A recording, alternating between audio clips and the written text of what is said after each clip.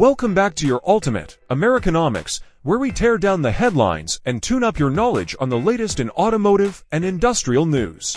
Today, we're shifting gears into the fallout from President Trump's decision to double tariffs on imported steel and aluminum to 50%, announced on June 4, 2025. This massive policy jolt has shaken industries from bumper to tailpipe, and surprisingly, Coca-Cola has landed right in the middle of the storm. Let's pop the hood and see how these tariffs are shaking up Coca-Cola's operations, the aluminum supply chain, and the company's strategy to keep those iconic red cans rolling off the line.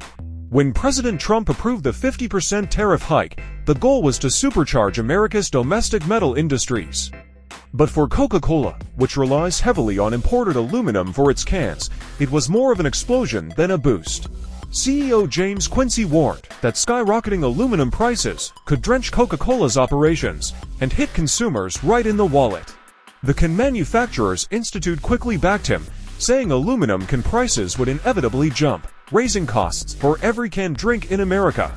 Quincy even suggested a possible shift toward PET plastic bottles, a move that might save money, but risks alienating eco-minded customers and die-hard fans of that classic aluminum feel.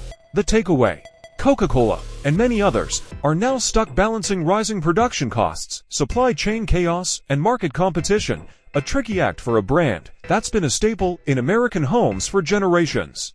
Coca-Cola's scramble exposes a deeper issue: America's aluminum supply chain is already stretched thin. In 2023, about 44% of U.S. aluminum came from imports, with Canada as the biggest supplier.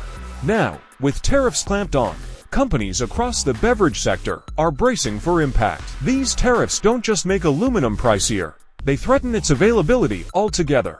The Can Manufacturers Institute warns that canned goods will soon cost more, while the Aluminum Association notes that even if every idle U.S. smelter restarted today, it still wouldn't meet America's demand. Coca-Cola must now choose: pivot to plastic or glass, or absorb the cost and risk losing customers. This isn't just a soda problem. It's a supply chain crisis echoing through every industry that depends on this critical metal. And before we dive deeper, smash that like and subscribe button. It fuels our channel and keeps these deep dives coming your way. Coca-Cola isn't idling in neutral. CEO James Quincy admits that if aluminum prices keep climbing, plastic bottles might take the lead. But that move has its own trade-offs, from environmental backlash to massive retooling of production lines. The company's also considering price hikes, though history shows that even small increases can leave a sour taste with consumers.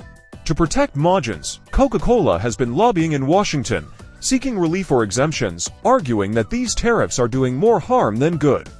But the Trump administration stands firm, insisting the tariffs are vital for national security and domestic growth. For Coca-Cola, this is more than survival. It's a masterclass in adaptability and resilience amid economic turbulence. The pain isn't Coca-Cola's alone.